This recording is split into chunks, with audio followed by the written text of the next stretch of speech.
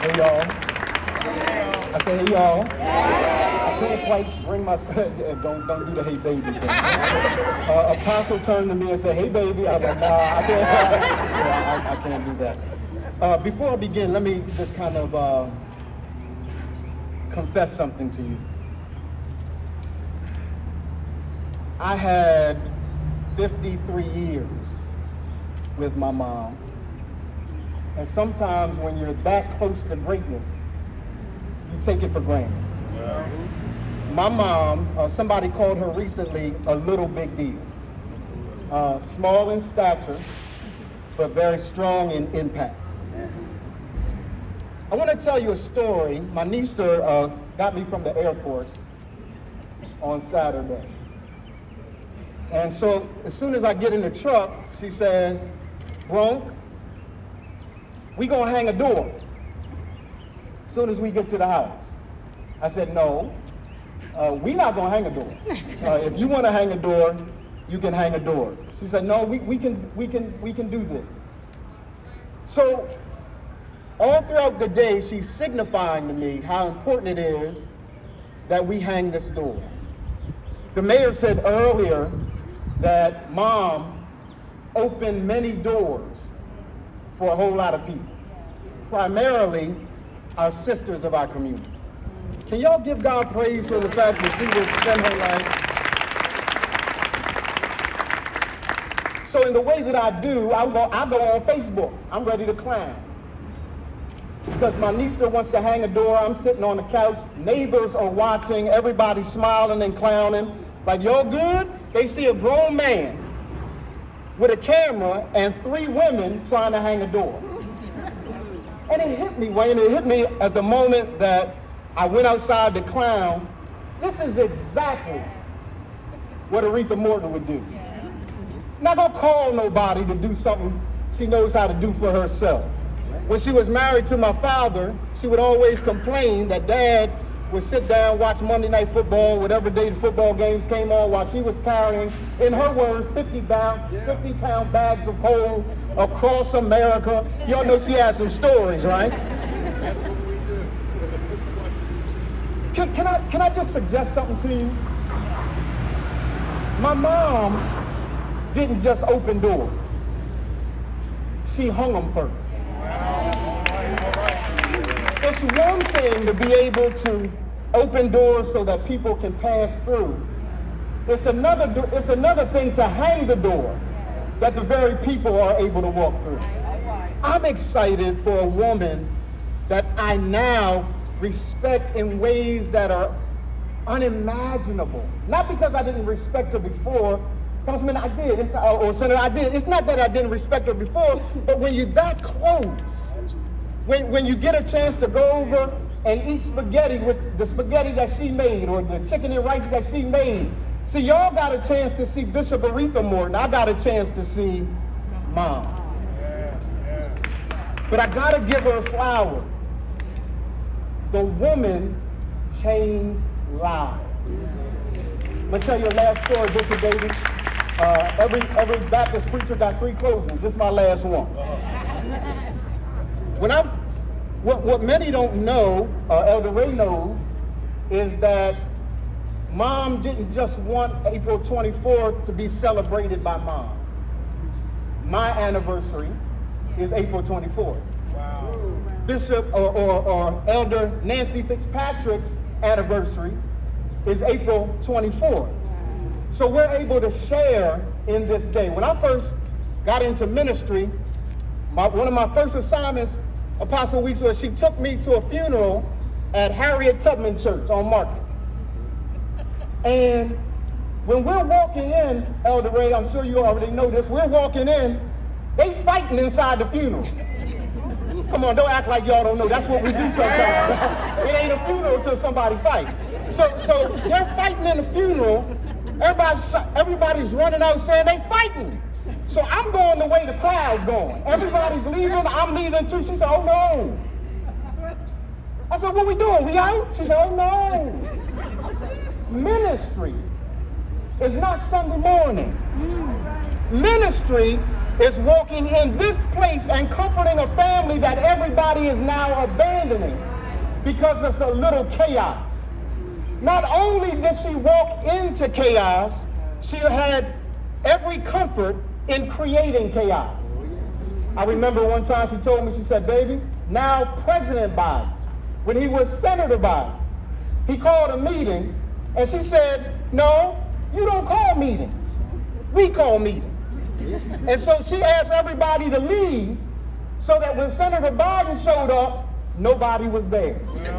Because she didn't just go into chaos, she created chaos. She didn't just open doors, she hung doors. Hey everybody. So I am standing here with Miss Janesta Ray, who is the executive assistant and armor bearer for the bishop. So what is an armor bearer? An armor bearer is basically that person that stands by and protects and literally serves the man or the woman of God. And how long were you that? I have been, yes, I have been connected with Bishop Morton for 37 years. Wow. Yeah, 37 years. It has been said because Bishop has been preaching for 64 years, and I happen to be 64 years old. So it has often been said that I was born to do what I do for her, and it's just has been such an honor for me to do that. How does it feel knowing that this will be her day? Well deserved. Yeah. Well deserved is just the only way that I can put it into words. I love that. I love that.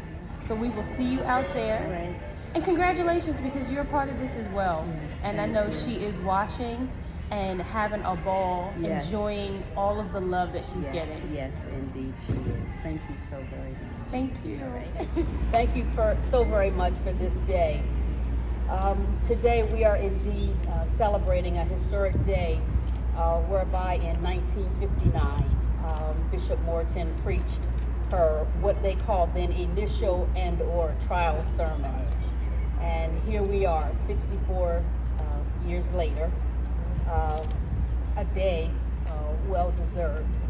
And it's so fitting, whoa, I didn't do that. It's so fitting that we are doing this at the backdrop of Peter Spencer Plaza. Yes. Peter Spencer, as you all know, was an American freedman who in 1813 founded the Union Church of Africans in Wilmington, Delaware. And it's so ironic that known today, Mother AU MCP Church, that actually was the last preaching assignment that Bishop had in September 2022, as they were celebrating that church's 209th year anniversary.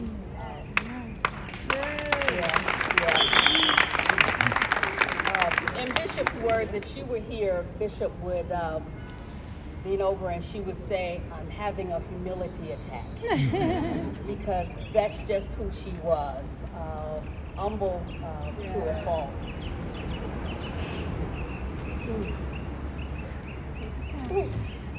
Looking out and seeing all of you is just so amazing.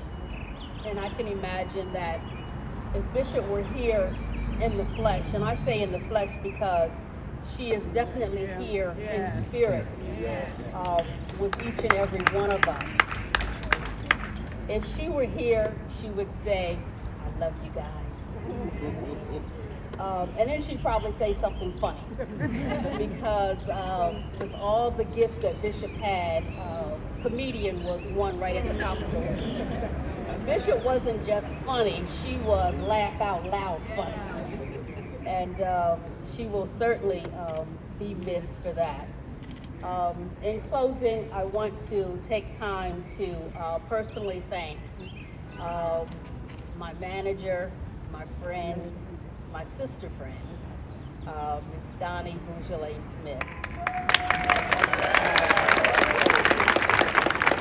I didn't know Bishop to know her, but she jumped right in, and those of you that were able to see the program and read that extensive program, that bio, that was Miss Smith with her prolific writing skills, taking some 20-some biographies that I had written for Bishop over the years, and she just condensed it and created a masterpiece. And we so thank her because that will be Bishop's last official written document. So thank you so very much for that. And then also, I want to thank each and every one of you for your kind acts of sympathy, expressions of sympathy, all the prayers, all the contributions, the participations, the kind and in-kind acts of service these past few months, since February the 4th, 2023 to this very moment. Believe me when I say we could not have done it without you. So from my heart to Bishop's family, to our church family throughout the state, this nation, and definitely this beloved city of Wilmington, I want you all to know that it has been my greatest honor to have served her for 37 years. Hey everybody! So I am here with Mrs. Donnie, who is a friend to the Bishop's family, and I just found out that she was the one who submitted for this to be named as a holiday in the city of Wilmington. So what brought you to that? I have the unique opportunity to help the family write her obituary and memorial for her program. And as they were sharing their stories with me, they were also sharing photos and documentation of her historic life. So I actually got to see the certificate that licensed her to preach for the first time at the age of 21 on April 24th, 1959, which was 64 years ago today. So I just brought it to the administration, and the mayor did not hesitate to just declare the day in her honor. So happy to be here today. I love that. So we're going out to the ceremony that will be happening shortly. So I just wanted y'all to know that she was one of the people involved in this wonderful day. So thank you so much. Thank you. Thank you. We met, how long ago? 6-8 weeks ago? Down at the Chase Center, honoring this magnificent woman who graces my lapel here. And I remember going there just blown away by the number of people who were in the Chase Center. There were 1,500 people back there. I know something in this life. 1,500 people aren't going to show up for me. And I'm the mayor. I mean, it's like, she was a remarkable woman who deserved that great send-off, who deserved all the accolades accorded to her that day. What I remember most, I remember a number of things about that day. I remember getting up and speaking my heart for 5 minutes and 3 seconds, because I was reminded that I went over the 3 minutes. And only my two colleagues here, Bishop Weeks and Bishop Gibson, past positive Weeks, they know why. They know why I wanted to steal that extra 2 minutes. But I remember it was an easy event to talk about, because all I did was just open up my heart and talk about this wonderful woman who made such an impression on our city over such a long period of time. And then I remember, for those of you who didn't attend it, I remember someone, Donnie, gave me a copy of her certificate to preach. And it was so moving, because it was a document we had somewhere in our archives since 1959. I guess you need a permit to preach in this city, and so we had her permit. And what was amazing about it what was so amazing about it is the form that they used only had room for men. It was just he, his, her. And I remember they had this he, his, her, and they had to cross out he and put or add an S and make she, and it was just touching because it reminded you what a pioneer Bishop Morton was. That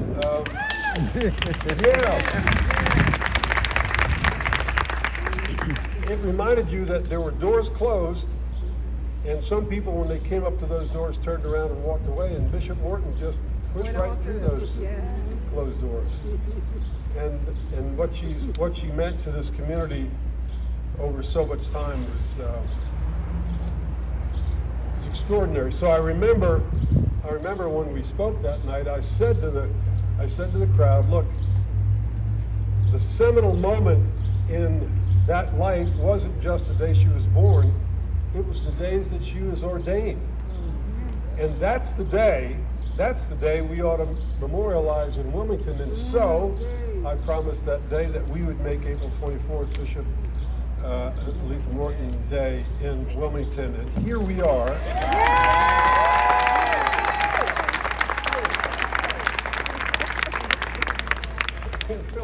I got to tell you, I got to thank her for making me feel so good as a human being, for being a part of this. That's what a wonderful day today is. Yes. And so we're gonna get to do this in a little while, but I just want Donald, you behind me here? Yeah, I mean, Donald and I have been friends, and it's so moving for me to be a part of this celebration of his mother, because there are things you start to understand in this life at my advanced age, and one is you only get one. You only get one mother. Yes. And there is nothing, you know, being a dad, I can tell you, there's a wonderful cartoon. There's a wonderful cartoon they did years ago, and I can't remember who it was, but they had this thing where the dad goes to his kids and says, look, there's a possibility your mother and I may be separating, and I want to know which, and they said, Mom. I didn't get it out, and that's the way it is.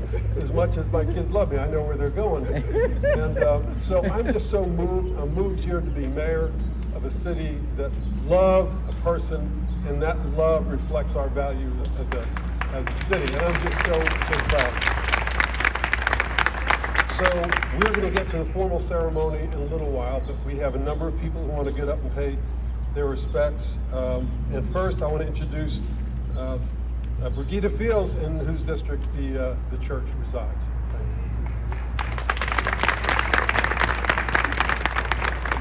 Good afternoon, everyone. Good afternoon. This is a pleasure to be a part of. I grew up in Western City, where Tabernacle is, and just to be here today is a great honor and pleasure, and I thank God for all of you being here, just to honor a great woman, not just throughout the city of Wilmington and the state of Delaware, but Western City. It's an honor for me to speak on such a monumental day as today. A woman of many firsts, Bishop Aretha Morton was a trailblazer and a hero for many people in the state of Delaware. Bishop Morton is a pillar of the community and her church. Tabernacle Full Gospel Baptist Church is a historic staple in the 5th District. Her presence in the church was a game changer for all women in the state of Delaware. Her position disrupted the male-controlled pattern that says women's bodies don't belong behind pulpits. Bishop Morton gave young girls a fuller vision of what God can call them to, and her life is a testimony of showing young girls that they don't have to wait so long to see the possibilities of what they can be in church life. With a great heart and compassion, Bishop Morton proudly led people in the church and beyond. Today's day will not only bring recognition to Bishop Morton's legacy, but it will also give an opportunity for those who did not get a chance to know her to learn more about her within our schools, businesses, and communities. She will be missed, but moving forward, her legacy will never be forgotten.